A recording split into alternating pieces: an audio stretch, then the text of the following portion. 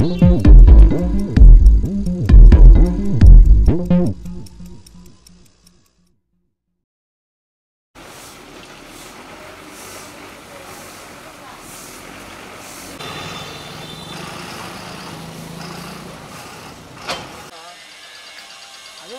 ఇదే రోడ్ చేస్తున్నారు కదా.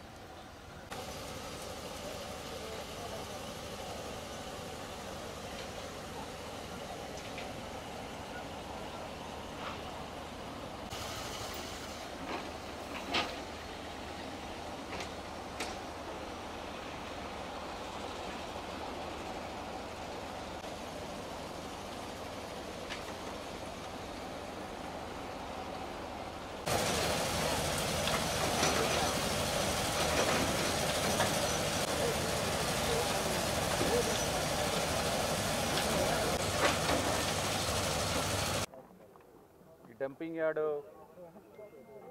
సుమారుగా 30-40 సంవత్సరాల నుంచి పేరుకుపోయిన చెత్తది ఇక్కడ ఉంది. దీంట్లో ప్రస్తుతం చూస్తే 1,00,000 మెట్రిక్ టన్స్ పైన ఇక్కడ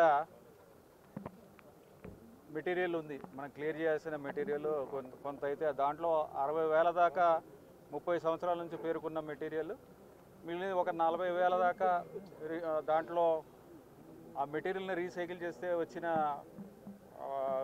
అర్త్ కానీ, సాయిల్ కానీ, బౌల్డర్స్ కానీ, ఇలాంటివి స్టోన్స్ కానీ ఇలాంటి మెటీరియల్స్ ఉన్నాయి. కొంతవరకు ప్లాస్టిక్ మెటీరియల్స్, లేకపోతే దాన్ని సిమెంట్ ఫ్యాక్టరీస్ ఫ్యూయల్గా ఉపయోగించుకోగలిగిన మెటీరియల్ ఇవన్నీ ఉన్నాయి. ఇవన్నిటినీ ఒక 3-4 నెలల్లో వీటిని క్లియర్ చేయాలనే ఉద్దేశంతో మేము చర్యలు తీసుకుంటున్నాము.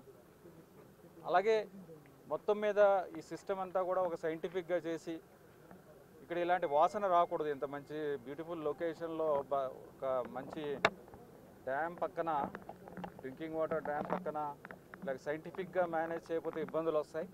దీన్ని సైంటిఫిక్గా మేనేజ్ చేయడానికి కూడా ఒక కన్సల్టెంట్ని తీసుకుంటున్నాము.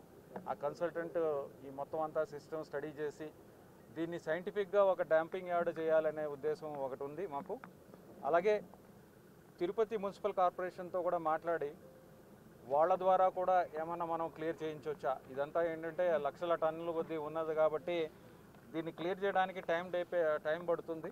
అందుకని వాళ్ళకు కూడా ఒక సిస్టమ్ ఉంది కాబట్టి వాళ్ళతో కూడా చర్చించడం జరిగింది. తిరుపతి మున్సిపల్ కార్పొరేషన్ ఇంజనీర్స్ కూడా వాళ్ళు వచ్చి చూశారు. వాళ్ళు చూసిన తర్వాత వాళ్ళు ఏం చెప్తారో చూసుకుని మేము కలిసి ఇదంతా కూడా ఎంత తొందరగా వీలైతే అంత తొందరగా క్లియర్ చేసి దీన్ని బాగా చేయాలనేది. ఇంకా భవిష్యత్తులో వచ్చే ఈ చెత్త